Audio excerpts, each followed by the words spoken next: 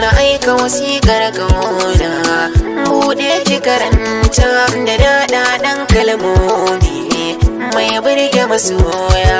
Na amshi wasiƙar ƙauna, ita ce na karanta da daɗaɗɗen kalmomi mai burge masoya.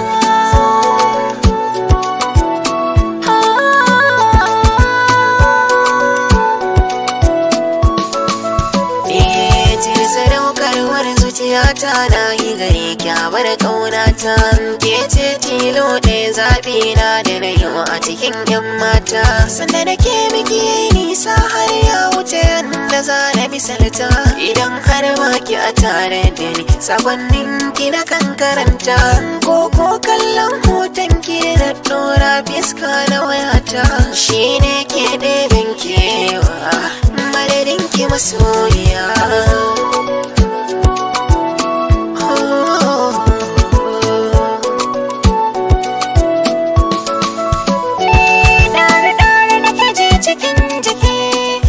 Kai nisa da ni, cutar so ta kaman jiki, kai ɗai ne magani, mallakin kai na har zuciya, kai na yi wala mini, ka zama madubin dubawa ta da zanai adani.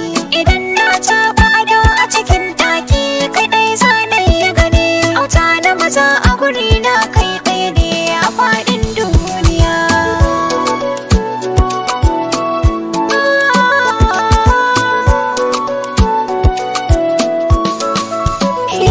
Soyayya sa'a ce yau na samu babban rabo, darajar kadarar so zahiri ta zarta sai da taro kwabo. a guri na kin zama gimbiya, ke dai ce zan yi wa yabo. Kawai su gwani gun kwalliya, zane na kaya zarce zabo. Ni har kullum dai na kire kirkin wawa shi ne sabo. Ba shakka kai ne ra'ayi kama mai sashin zuciya.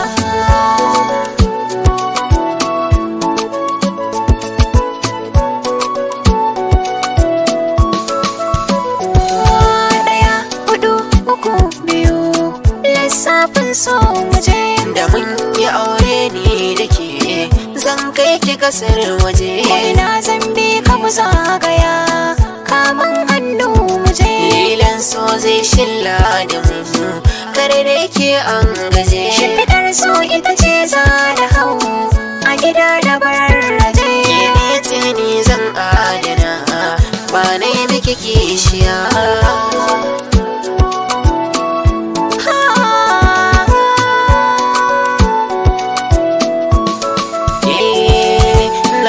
Wasiƙar ƙauna, buɗe ki karanta da daɗaɗɗen kalmomi mai burge masoya. Na amshi wasiƙar ƙauna, ita ce na karanta da